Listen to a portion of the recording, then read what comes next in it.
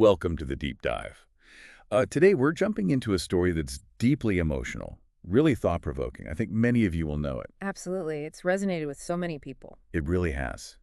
We're talking about The Fault in Our Stars, Yeah. A Brief Infinity, which is, adapted from that incredibly popular novel. Right. And our goal here isn't just to talk about illness, though that's obviously central. It's more of a meditation on life, really, on purpose. Mhm. And the huge amount of courage it takes to truly love when you're living under that shadow of mortality. Yeah, kicking into what that means. Exactly.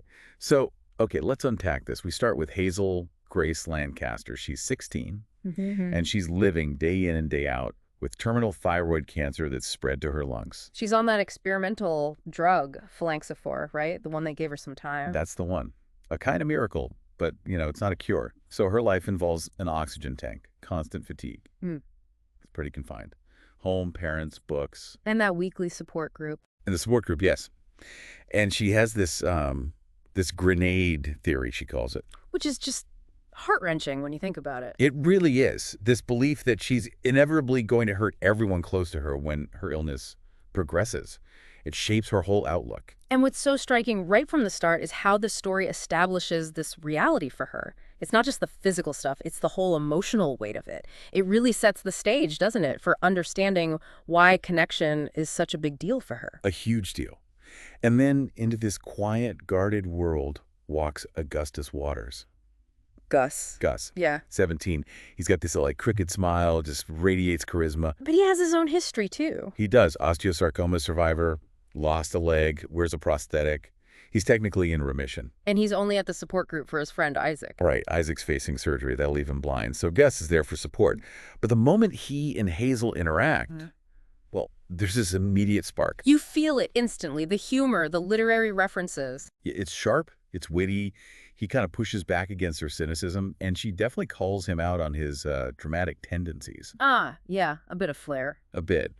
But despite Hazel's whole grenade thing, this connection, it just happens. Fast. And it makes you think, doesn't it? What is it about facing these huge challenges that allows people to connect so deeply, so quickly? Maybe it cuts through the usual noise? Yeah, maybe. It bypasses all the teenage awkwardness straight to something real. Exactly. That shared understanding of fragility, maybe, valuing the now because the future feels so uncertain. And that bond gets even stronger when they start sharing books. Yeah. Hazel gives him her absolute favorite, An Imperial Affliction. The book within the book. Yes. And she loves it because she feels it just gets what it's like to be sick. It's brilliant, kind of ambiguous, and it famously just stops mid-sentence. Which is maddening, but also perfect in a way. Totally. And Augustus, he gets completely obsessed, not just with the book, but with the author, this recluse named Peter Van Houten. Right, and it's fascinating how this shared thing, this book, becomes more than just a book. It's like a shared language for everything they can't easily talk about. Yeah, it gives them this common quest, almost. Exactly, and it drives the whole plot forward, this obsession leading to the trip. The Amsterdam trip. Augustus uses his wish, from one of those foundations like Make-A-Wish. A grand gesture. A very Gus gesture to fly himself, Hazel, and Hazel's mom to Amsterdam to actually meet Van Houten. Wow. Oh, there was this scare right before. Fluid in Hazel's lungs almost cancels the whole thing. Oh, wow. Touch and go. Very touch and go. Yeah. But she recovers just in time. And Amsterdam. Oh, it's depicted so beautifully. Cobbled streets, canals. It's almost like a dream. A fitting backdrop. And it's there they have their first real kiss in the attic of the Anne Frank house. Which is such a powerful setting. I mean... Right. Surrounded by all that history, that suffering, but also that incredible resilience. Here's where it gets really interesting. It really is incredibly symbolic. You've got this moment of intense personal hope and connection happening in a place soaked in collective suffering and endurance. It just amplifies everything, doesn't it? It makes you wonder, how do these kinds of settings deepen our own emotional experiences? It definitely makes you think. But the reason they went, the meeting with Van Houten, it's a disaster. Oh, no, really? A complete train wreck. He's drunk, bitter, just hostile. He mocks them, refuses to answer their questions about the book. It's brutal. Wow. That's harsh after coming all that way. So harsh. Later, his assistant apologizes, tries to explain. Turns out Van Houten lost his own daughter to cancer years ago. Yeah. And An imperial affliction was sort of his way of dealing with it or not dealing with it. Oh, okay. So there's context, but... But it doesn't excuse the cruelty. Not really. And then, like, right in the middle of processing that disappointment, Augustus reveals the real reason things feel off. Well, it's... Cancer's back. Yeah. And it's spread everywhere. Wow. Aggressively. No chance of remission this time. Oh, man. Right there in Amsterdam. Right there.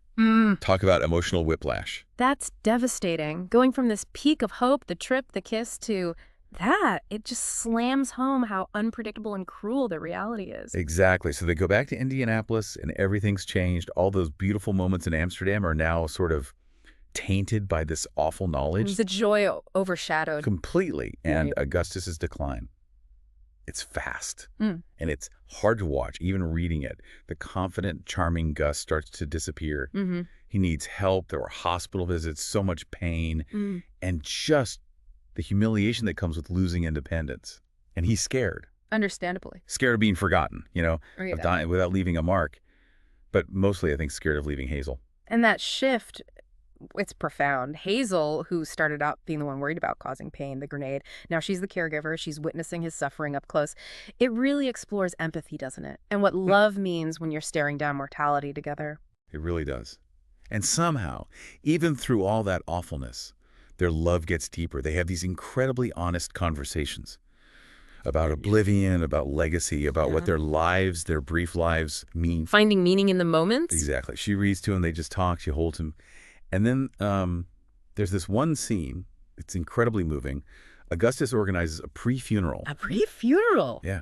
He asks Hazel and Isaac to write and read their eulogies to him while he's still alive to hear them. That takes unbelievable courage. Yeah, it really does. And Hazel's eulogy, it's just raw, honest, beautiful. She tells him he gave her forever within the numbered days.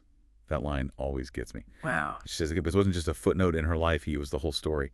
And then, 8 days after that pre-funeral, Augustus dies. What's fascinating there is that choice, isn't it? The pre-funeral.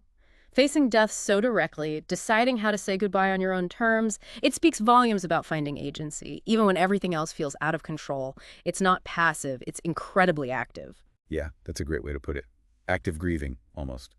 Then Van Houten shows up at the actual funeral. Oh, really? After the Amsterdam disaster? Yeah. He seems genuinely broken, apologetic. He tells Hazel more about his daughter, how the book was his attempt to cope. It gives Hazel this glimpse maybe into how complex grief can be, how it manifests differently. But she's not ready to forgive him or engage. She rejects it. Understandable. Her grief is still too raw. Totally.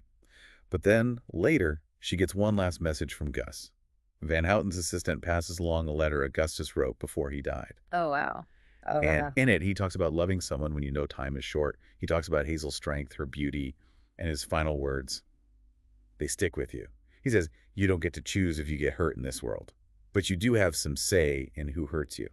I like my choices. I like my choices. Powerful. So powerful. And in the end, after Gus is gone, Hazel is different. The cancer's still there, the pain, the uncertainty, but there's also this layer of peace. Peace? How so? It's like she fully owns the choice she made. She chose to love Augustus, to let him love her, knowing it would hurt, knowing it would end like this. But that choice, that love, it gave her more life, more meaning than she ever thought she'd have. So she echoes him. She does. She lands there too. I like my choices. Which brings us to the question, right? So what does this all mean for you, the listener? Well, I think the enduring power of this story is its absolute refusal to look away. It's honest about sickness, about grief, about dying, but it's just as honest about joy and love. It doesn't wallow. It's like a love letter to all those moments in between the big, scary things. Yeah, the small moments. The laughter, the shared books, watching a bad movie, just talking, all those little infinities. It shows you that meaning isn't just in the grand gestures. It's woven into the everyday connections. And Hazel and Augustus, there's such a powerful reminder that, a long life isn't the only measure of a meaningful one. Sometimes having those perfect moments, that deep connection with someone, that can be enough. That can be its own kind of forever. A brief infinity, like the title suggests. Beautifully put. Ultimately, I think the story is pushing us, isn't it? To be vulnerable, to find joy, even when things are tough. Yeah. And to just dare to love, even knowing it might hurt. Definitely. It champions that courage. So maybe the final thought to leave you with is this. Hazel and Augustus made this incredibly brave choice to love, knowing their time was finite. How does their brief infinity, their conscious choice, maybe make you think differently about defining meaning and connection in your own life? Especially knowing that, for all of us, time is ultimately finite.